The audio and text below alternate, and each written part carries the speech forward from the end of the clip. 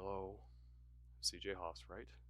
And we are moving on to video 5 of Terrors in the Night, and this will be a bit of a serious discussion.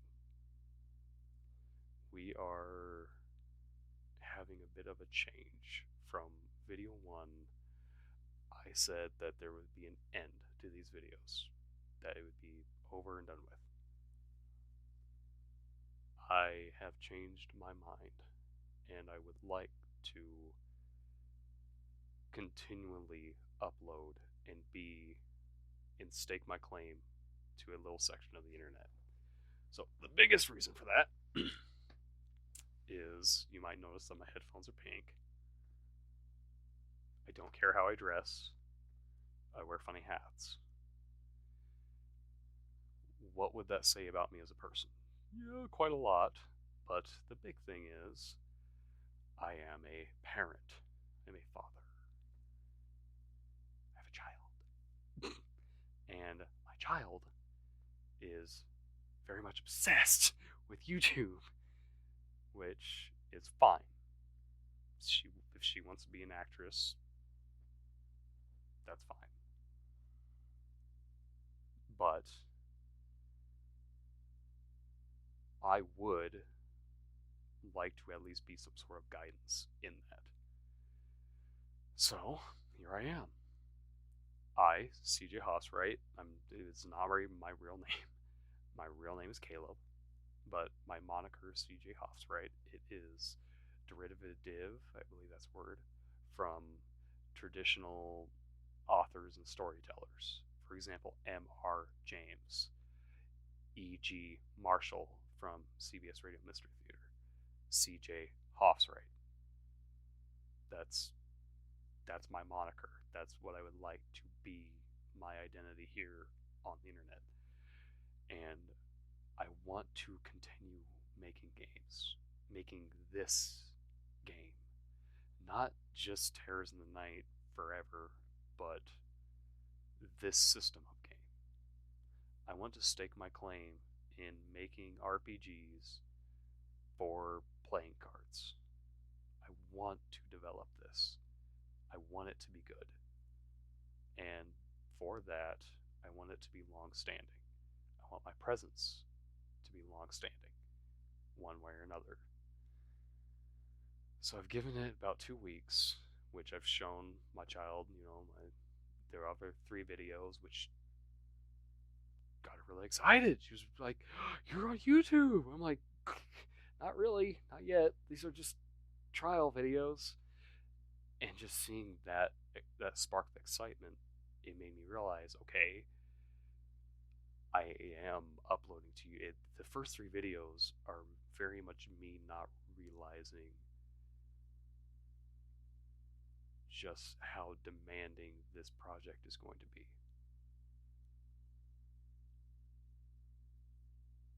But that's okay, because I'm ready. I've worked hard to make this what it is. And I want people to experience it. I want them to play it and have fun. So the game will still, ever and always, be free. This game will always be print and play. It will always be free. That's the point. There will never be a Kickstarter. There will never be an Indiegogo. No, there will be none of those. The only monetization option besides AdSense, which the only reason I want to activate AdSense is because I know Google is going to put their own stupid ads on my videos, regardless if they're being monetized or not. So if I can take a little bit from Google, I'm take a little bit from Google. Sorry, I've made these videos, not you. So, AdSense and a single tier Patreon. I at first didn't think Patreon would be a good option. I don't know of any other option. So I opted to be single tier, $1. It's not up yet. This YouTube channel isn't even up yet. The 3 videos I have are on the sock account, which which is very good because holy crap, they're really bad. So we were redoing all three videos and then moving on to these three. But moving on, single tier Patreon, that will be it. And I need to figure out how to make that Patreon focus not on the game, not on Terrors in the Night, but on myself, on me. Because if I'm going to develop this and work on it more, then I should be the center. Right? That makes the most sense, right? Make me the center of attention. That seems like a great idea. But that would be the general point. I don't want any part of this game to ever be behind any sort of paywall. None. The only thing that you would have to pay for this game is if I work on this single game for the plan, which is, I'll get to the plan, for a long period of time, and I'm able to have enough for a full book. If I can release a full RPG book that's like just this tiny little book with just, then that would be it. Because that would be, something you could put in your backpack. That I would have worked my way up to a goal that is advancing my idea rather than impeding it. That is the plan, at least. But how long should I be working on this? The goal is 6 years. So the way I'm going to work with my idea with this sort of game system is 2 years in the beginning phase, the first adventure, the first big campaign.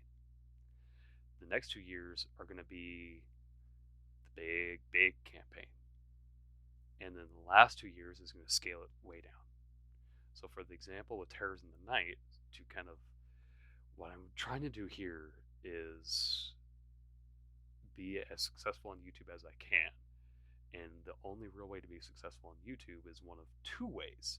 You are either the authority on a topic, or you create something for others. You are a creator, which that's what I'm working on. I'm working on being creator. So I'm trying to, since I'm not the authority, I'm just some guy. I want to explain all my steps, explain every little detail as best I can. Like I said, I'm trying to give away other ideas so I can keep this one. It's just a little thing. That's just a little concept I'm trying out. That's why it's in the early stages, not way later on. But I think with the Patreon, maybe like the only thing I can think of putting behind a paywall is like a better, nicer version of the game. Like like not like that, but more like the free to play version looks exactly like print to play. It's just black and white. There's no pictures, there's no details. While the Patreon would be like an official rule book with pictures and details and color. I don't know, because in that case you have to have the money to have the ink, or there's like internet printers now where you can just go online and print stuff from the internet. So I don't even know. I don't know. I know it's only gonna be one tier. There's not gonna be a 3 tier option. It's only gonna be $1. The biggest thing with the Patreon is the only real way I could justify it would be having it as that $1 for a gauge. And that gauge is like a scale. Once a scale hits a certain point, I know I have enough income from others who like this game, who are ready to see more of this game. And if they're ready to see more of this game, I have a whole nother idea. So we're going to move on to this. I can't take sponsorships. If I'm trying to develop my own thing, I can't be working with other people on their things unless their things directly relate to my thing. You know, kind of how like the Dungeon Judes have, I believe it's Drakenheim, how they have their own RPG that they've worked with, I think directly with Wizards of the Coast, or they've worked directly with someone to create an official adventure. Like, if unless the sponsorship is like that, I'm not gonna take with I can't. It wouldn't be fair. So I thought of I was watching YouTube, and one of my favorite things to watch is Miss Gab Smulders, and she does long playthroughs of hidden object games, which I love. I love hidden object games. Like, that's one thing. Like, I have a bunch of that's one thing I'm saying. I have a bunch of different ideas, and hidden object games. I have a whole block of ideas of just different things for hidden objects. So like that's I love watching these long videos where I'm able to just work and do my thing in the background. Something very simple is happening, so I don't have to pay attention to it. But with her videos, at least in these older videos, there's this huge section of the screen that's just black. I'm like, that's a really good spot for some advertisement. So my idea would be, once I hit a certain point of Patreon support, or there's going to be a contact here if you want to be one of these people, just let me know. Is taking the Terrors of the Night logo, whatever I create, and just plucking that onto your stream in the corner or in the VODs, and you explain, hey, this is because if you're a streamer if you're going to help be a streamer for Terrors in the Night, the way you're going to do it would be like this. You would take an hour or however much time you would need as a streamer. I don't know. I don't watch Twitch. I'm just on YouTube. I'm sorry. But however long you'd be as a streamer, I like an hour. You would do something, and with that thing, there's my little logo. Say, hey, my friend, because if you're a streamer, you're gonna be my friend. Like, we're gonna be friends. We need to work together as appropriately and as professionally as possible. So we will be friendly. You can say I'm your friend, and hopefully I can say you're my friend. Say, hey, my friend is working on this project. It's this. I'm just taking some time off. I'm chilling out and doing this for my friend. So here's the logo. I imagine for like a couple weeks, if you do that, eventually the chat would, the regulars would be in there. So once you're doing this with the logo in the corner, someone asks, hey, what's up with that little corner? And you've got the dedicated fans who are like, oh yeah, it's this little game. I went and checked it out. It's not for me, but it might be for you. That's the goal. That would be what I would want. So I have a list of things of like examples of what the streamers could do as a way of showing with the little logo. So the things that I like: public domain, or even better, Mystery Science Theater 3000. So Mystery Science Theater is one of my favorite things. I love it. That public domain, watch a movie that's public domain, just sit and hang out. That would be a thing. It has to be public domain. It has to be Mystery Science Theater. It has to be like that cheesy experience you want to share with others that you can legally. Next would be a Gary's Mod map build. So if you're a person who likes to build maps, if you just want to put my little tag up in there for an hour for a VOD or whatever, just let me know. I am a big fan of the gentleman who goes by the name of the Librarian. He does VR walkthroughs of like horror maps and liminal space maps. I would be more than happy to have like some of that Patreon money go to you, like once a month. If you make like one of these videos once a month, I'd pay you a chunk of the Patreon support money to do that. That'd just be cool, man. That's the kind of stuff I want to support. Any sort of artist. So later on, I'm going to actually go through making characters, and I'm going to start doing my own playthrough of a whole campaign with 4 unique characters. And if a story strikes you, if you're an artist and a story or a moment strikes you, please, you are welcome. Go draw it. Let me know what you think. Let me know what you think. Like, that would be That's that's the dream, man. That's the dream, man. Inspire others and create something new, man. That's what I'm after. And then moving on from there would be Frostpunk, which I love the ideals of the struggle of life. You know, how difficult it was to actually exist back then. So Frostpunk is really, really good for just my personal aesthetic. Anything ghost related, whatever, that's fine. Any sort of artistic loop creations, if you're one of those artists who does, the loops, you know what I mean. The videos that always go and go and go and go. If you create those, I would love to sponsor those. Just let me know. And I would love to sponsor those. That would be an amazing thing. I would love that. And then lastly would be World of Guns Disassembly, which is a game on Steam. And it's a unique choice because, like I said, I was in the military and I don't like guns. I hate guns. Guns to me are nothing but dirty, disgusting, nasty tools. They get so gunky, so nasty, so fast.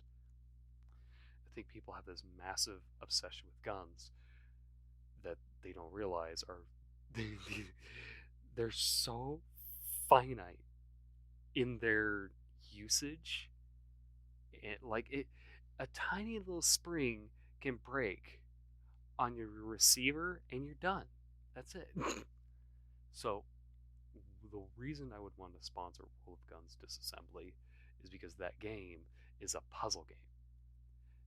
And it's like a mechanical puzzle game.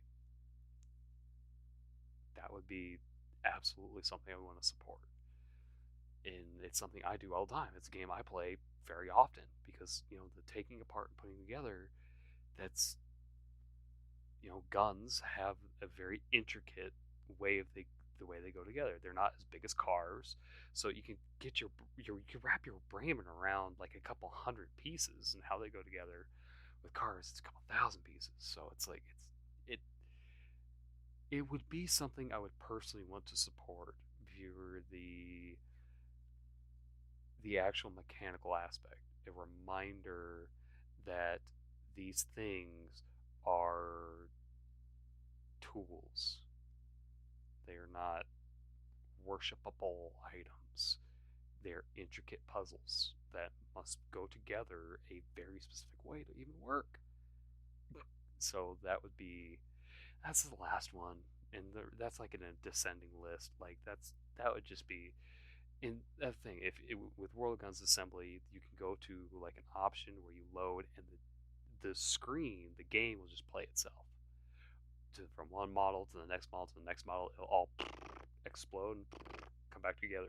So if you just want like 30 minutes of just sitting there watching something pretty spin around and like it, there you go. There's the game. You want to just sit there with your audience for 30 minutes and have something on the screen?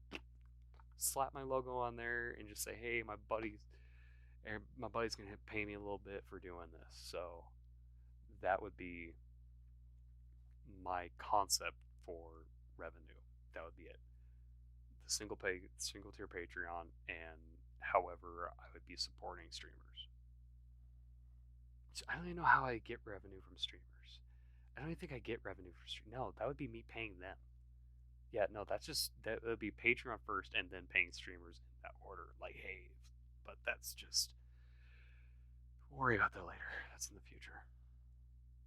So, lastly, again, I want to reiterate that I'm going to stick with this game for at least 6 years. 2 years for this first setting, 2 years for the next. Which I'll just tell you now, the next 2 years is going to be globe-trotting adventure, hunting cryptids. So we're going to figure out how to incorporate guns, how we're going to incorporate boat travel and air travel in order to go hunt ghosts in other countries, like far-reaching other countries, and also hunt cryptids. And then for the very last adventure, we're going to scale it way down and just focus on a single county rather than, because right now we're focusing on London, England.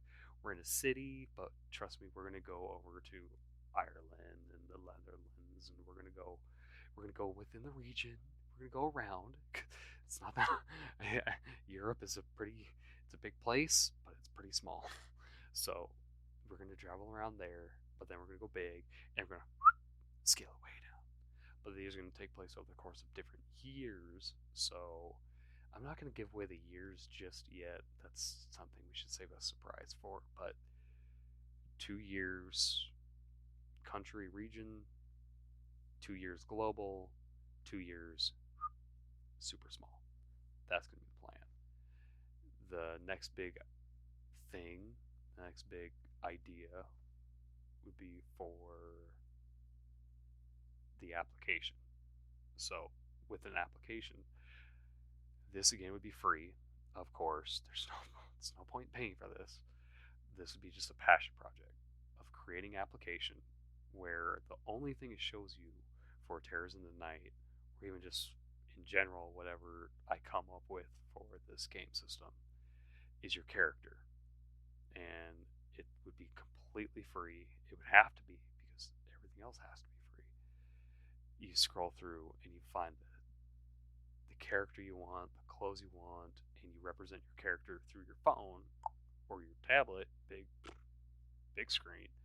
This is my character, and they'd be like, little animations. Like, for example, one of my favorite mobile games is Crossing Void.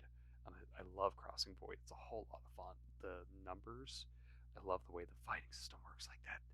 Oh, Crossing Void fighting system. That's my bread and butter. I love that. I love the numbers, the game of the tank. It works. It works for me. So with Crossing Void, you have the story in between, and the characters are kind of like a V comic, V visual novel maker, like a visual novel, VN, a visual novel. The animations are really smooth. They're really smooth. That's what I want. Is like the very clearly animated, but it still looks really good in an application, only representing your character and maybe their items, or it would be that would be another big end goal for the game. But immediately, so I'll at least give you the immediately when these next videos are done, and as I'm playing the campaign with the characters, I want to work on two things: a list of scares. So, with the video, the very the very last video, second last video, 3, the one where I'm on the floor playing the game, I had trouble coming up with a scare in a hallway. Like the first time around was just like a hand coming down, pulling someone. It wasn't very good. But then the second one was like hundreds of fingers coming out of the wall and the paint chipping down. Like that was really good. So I would want to create a list of scares from a hallway, scares in a room, from the dresser, scares from the desk, scares from the bed.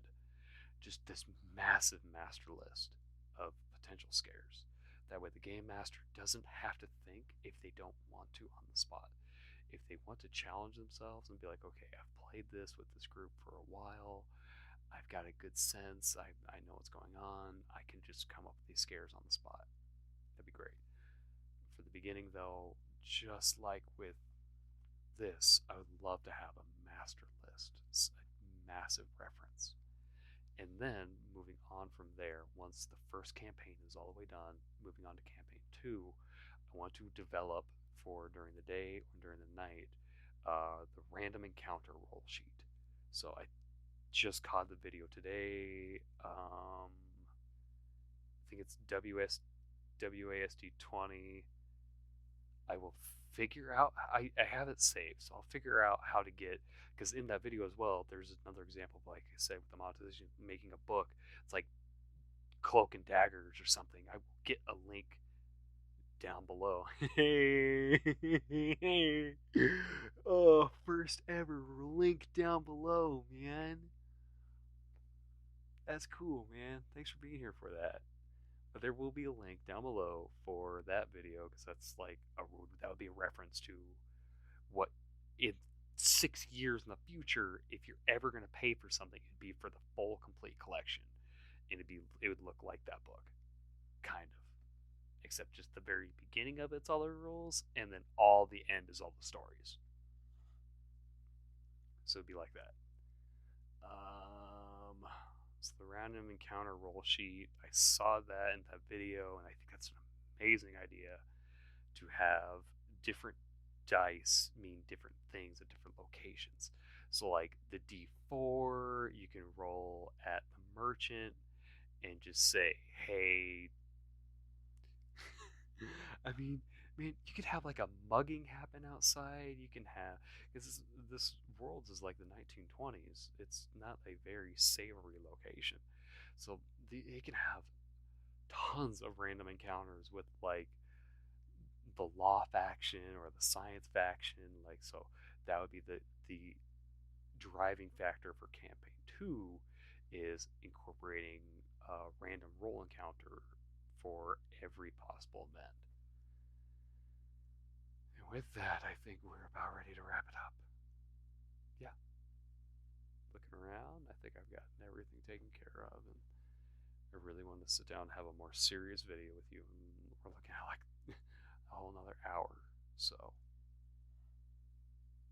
think we're doing pretty good, and I apologize for not being, I guess, as truthful in the first video as I could have been.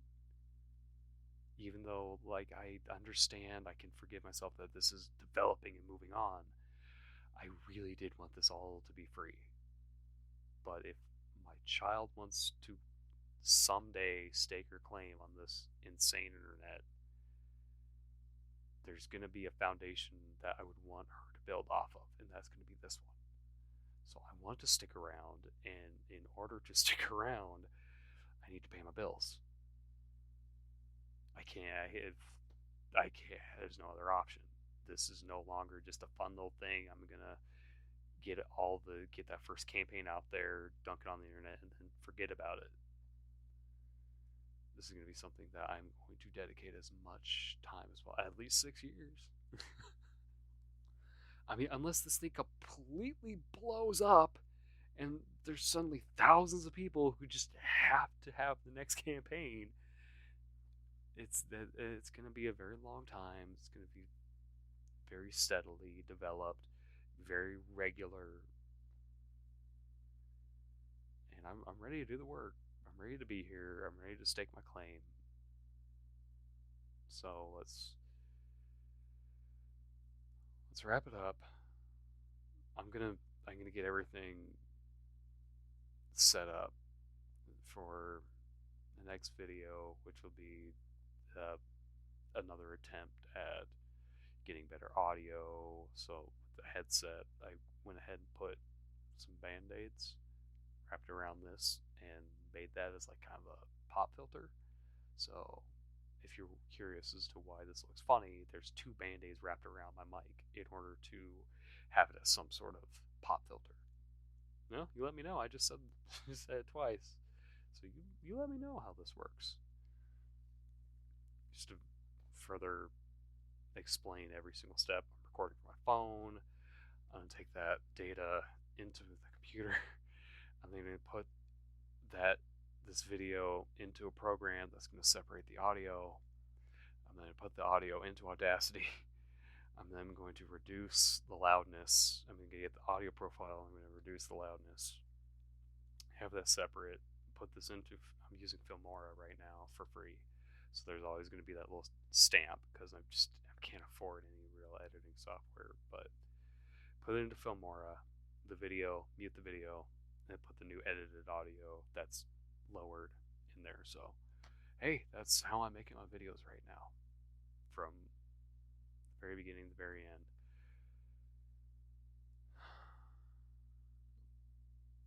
I think we're good. Because the next up is the aesthetic. The next up, I'm going to try my best to show you what this world looks like. The best possible visual representation, so there can be a screen share through OBS and all of that. That'll be happening in the next video. So,